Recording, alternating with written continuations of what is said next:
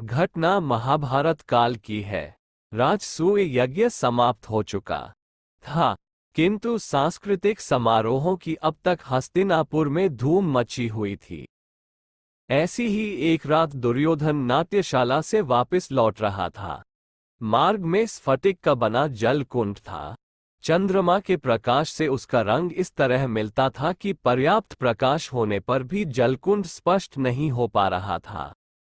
भ्रमवश मार्ग सीधा जानकर दुर्योधन सीधा चलता गया और जल भरे उस हौज में जा गिरा। पांडवों का अंतःपुर समीप ही था। राजरानी द्रौपदी मणि के प्रकाश में किसी ग्रंथ का अध्ययन कर रही थी। कुंड में गिरने की आवाज से उनका ध्यान उधर आकर्षित हुआ तो देखा कि दुर्योधन गिर पड़ा है। कौरवों के प्रति भीतर की घृणा द्रौपदी की वाणी में उतर आई और उसके मुख से निकल ही गया, अंधों के धंधे ही होते हैं। शब्द दुर्योधन के कान तक पहुंचे। उसने इसे अपना अपमान समझा एवं प्रतिशोध की आग में उसका शरीर जलने लगा। दुर्योधन ने वहीं प्रतिज्ञा की, द्रौपदी को भरी सभा में नग्न न किया तो मेरा नाम भी दुर्योधन नहीं। इतिहास बताता है कि इन 6 शब्दों 10 अक्षरों की ही प्रतिक्रिया स्वरूप महाभारत का भयंकर युद्ध हुआ। समर्थ गुरु रामदास कहा करते थे कि संसार भर में हमारे मित्र मौजूद हैं और सारे संसार में शत्रु भी, परंतु उन्हें प्राप्त करने की कुंजी जिह्वा के कपाट में बंद है। इस कथन का अर्थ यह है कि व्यक्ति का परिचय, संपर्क और प्रभाव क्षेत्र उसके वाक्कौशल पर निर्भर है। वाणी व्यक्तित्व को प्रकट करने का एक ऐसा प्रत्यक्ष माध्यम है जिसके द्वारा मित्र शत्रु दोनों ही बनाए जा सकते हैं। जो इसका सदुपयोग करते हैं हर जगह अपने मित्र खोज लेते तथा घनिष्ठता स्थापित कर लेते हैं। अनजाने व्यक्ति भी वाणी के जादू से अपने घनिष्ठ बनते देखे जाते हैं, जबकि वाणी की कटुता से मित्रों को भी शत्रु बनते देरी नहीं लगती। परिष्कृत, संयत, विनम्र और अपनत्व से अनुप्राणित वाणी किस तरह बिल्कुल ही अजनबी व्यक्ति को भी अपना बनाकर सहयोग करने के लिए बाध्य करती है, इसकी एक प्रसिद्ध घटना है। स्वामी रामतीर्थ वेदांत का प्रचार प्रसार करने अमेरिका जा रहे थे। अमेरिका पहुंचने पर जहाज से नीचे उतरने ही वाले थे कि एक अमेरिकन ने पूछा, स्वामी जी आपका कोई मित्र है, किसके यहाँ आप रुकेंगे? स्वामी रामतीर्थ मुस्कराए तथा बोले, पूरे अमेरिका में मेरा केवल एक अपना और घनिष्ठ मित्र है, और वह मित्र तुम हो। ऐसा कहते हुए उन्होंने अपनत्व भरा हाथ उसके कंधे पर रख दिया। जाने क्या जादू था उस वाणी में कि वह अमेरिकी अत्यंत प्रभावित हुआ। उसने आग्रहपूर्वक न केवल स्वामी जी को ससम्मान अपने घर पर ठहराया, अपितु जब तक वे अमेरिकी में रहे हर तरह से वह सहयोग करता रहा। स्वामी रामतीर्थ ही नहीं, संसार के जितने भी महापुरुष हुए हैं, अपनी ओजस्वी वाणी के सहारे उन्होंने महान कार्यों के लिए अनेकों का सहयोग व श्रद्धा अर्जित की है। महान कार्यों में ही नहीं, व्यावसायिक क्षेत्र में भी सफल होने वाले व्यक्ति वाक्कौशल का सदुपयोग करके ही अभीष्ट सफलताएं प्राप्त करते हैं। समाज में जीव की कमाई खाने वालों का एक स्वतंत्र वर्ग भी है। वक्ता, गायक, प्रचारक से लेकर औद्योगिक, व्यावसायिक प्रतिष्ठानों के कार्यकर्ता व प्रतिनिधि तक अपनी वाचातुरी के बल पर जिन व्यक्तियों से संपर्क साधते हैं, अपनी बात उनसे मनवा लेते हैं। जीवन बीमा निगम व अन्य निजी बीमा संस्थाओं के व्यापक विस्तार एवं बढ़ती लोकप्रियता का एक सबसे बड़ा कारण है उनके एजेंट्स का वाक्कौशल, जिसका उपयोग करके वे अपने लक्ष्य में सफल होते हैं। व्यावसायिक सफलताओं में वाणी का ही सबसे महत्वपूर्ण योगदान होता है। व्यापारियों और दुकानदारों के यहाँ प्रायः देखा जाता है कि ग्राहक उनके पास किसी वस्तु का नमूना देखने और भाव जानने के लिए जाता है और माल खरीद कर ही लौटता है। यह वाणी के कौशल का प्रभाव है। वाक्कौशल के आधार पर जब व्यापारिक और व्यावसायिक क्षेत्र में लोग सफल हो जाते हैं तो कोई कारण नहीं कि निस्वार्थ भाव से संपर्क एवं प्रभाव क्षेत्र विस्तृत न किया जा सके। असफलता का एक ही कारण है कि अधिकांश व्यक्तियों को बातचीत करने का सही ढंग नहीं मालूम होता, फलस्वरूप दूसरों पर अनुकूल प्रभाव नहीं पड़ता। मित्र बनाने ही नहीं, किसी भी क्षेत्र में सफल होने तथा अन्य व्यक्तियों का सहयोग प्राप्त करने के लिए व्यक्ति का व्यवहार कुशल होना अत्यंत आवश्यक है, जिसका प्रथम सोपान है व्यक्ति का वार्तालाप में कुशल होना।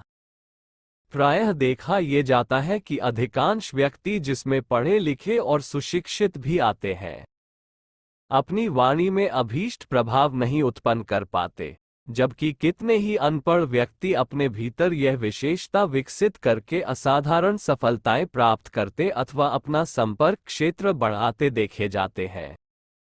योग्यता, शिक्षा और प्रतिभा के होते हुए भी कितनों को इसी कारण सफलताओं के लिए ठोकरें खानी पड़ती हैं और अपने वांछित लक्ष्य की तुलना में अत्यंत अल्प सफलताएं मिलती हैं। निस्संदेह शिक्षा, प्रतिभा और ज्ञान का अपना महत्व है, अपना स्थान है, पर व्यवहारिक जीवन में व्यक्ति को सफल होने में वाणी की प्रभावोत्पादकता विशेष सहायक सिद्ध होती है। कारण ये है कि जिन व्यक्तियों को अपनी विशिष्टताओं से अवगत कराना है, उनसे परिचय का माध्यम तो बातचीत ही है। वाणी में प्रभावित करने की क्षमता का अभाव रहने पर तो कितने ही योग्यता, प्रतिभा के रहते हुए भी असफल होते देखे जाते हैं। कहने का तात्पर्य यह नहीं है कि वाचातुर्य ही समस्त सफलताओं का एकमात्र आधार है, वरन ये है कि शिक्षा, योग्यता, प्रतिभा के साथ साथ व्यक्ति का व्यवहार कुशल होना भी आवश्यक है। और व्यवहार कुशलता के लिए वाक्कौशल आवश्यक क्यों है, इसके लिए किसी विद्वान की यह उक्ति उल्लेखनीय है, आप भले ही अच्छे गायक हों, पर हो सकता है सारे संसार की यात्रा करने के बाद भी अपनी कला का प्रदर्शन करने का अवसर ना मिले। आप कहीं भी जाएं, किसी भी समाज में रहें, जीवन और प्रतिभा के क्षेत्र में आपकी कितनी भी अच्छी स्थिति क्यों न हो, फिर भी आपको अपनी कला के प्रदर्शन का अवसर बातचीत के द्वारा ही प्राप्त करना होगा। वाक कौशल का विकास न तो पुस्तकों के अध्ययन से होता है और न ही किसी के उपदेश सुनकर, ये स्वविवेक द्वारा ही विकसित होता है। फिर भी कुछ सूत्र ऐसे हैं जिनका आश्रय लेने पर स्वविवेक को जागृत कर सकना संभव है। वार्तालाप में जिन बातों का सर्वाधिक ध्यान रखना आवश्यक है, उनमें प्रथम है हमारी भाषा शिष्ट, मृदु और रोचक हो। शिष्ट का अर्थ है कि ऐसे शब्दों का प्रयोग न किया जाए जो अभद्र, गंदे और भद्दे हों। उदाहरणार्थ, कुछ व्यक्तियों की आदत होती है कि बातचीत में अपशब्दों का प्रयोग करते हैं। यह आदत उनके स्वभाव का एक अंग बन जाती है। कितने ही जानबूझकर भी मनोरंजक वातावरण बनाने की दृष्टि से अश्लील शब्दों का प्रयोग करते देखे जाते हैं। यदि इसमें किसी तरह का उथला मनोरंजन हो जाए तो भी बातचीत की स्वाभाविक गंभीरता समाप्त हो जाती है। फलतः कर्ता के लिए छेड़ी गई चर्चा का अपेक्षित परिणाम नहीं निकल पाता। ये सामाजिक शिष्टाचार के अंतर्गत भी नहीं आता। वाणी का उथलापन प्रकारांतर से स्वभाव में समाहित होकर व्यवहार में टपकने लगता है, जिससे व्यक्तित्व का वजन गिरता है और मनुष्य सामाजिक प्रतिष्ठा अर्जित करने से वंचित रह जाता है। सुसंस्कृत समाज में फूहड़, अश्लील हंसी मजाक को असभ्यता का द्योतक माना जाता है। वाक्कौशल विकसित करने के अभ्यास में सर्वप्रथम मनुष्य की यह कमजोरी ही आड़े आती है। यदि वाचातुर्य प्राप्त करने वाले अभ्यासियों को यह आदत लग गई हो तो उस पर तुरंत नियंत्रण और परिष्कार करना चाहिए। नियंत्रण के लिए दूसरा महत्वपूर्ण सूत्र सहायता देता है, वह है सोच समझकर बोलना।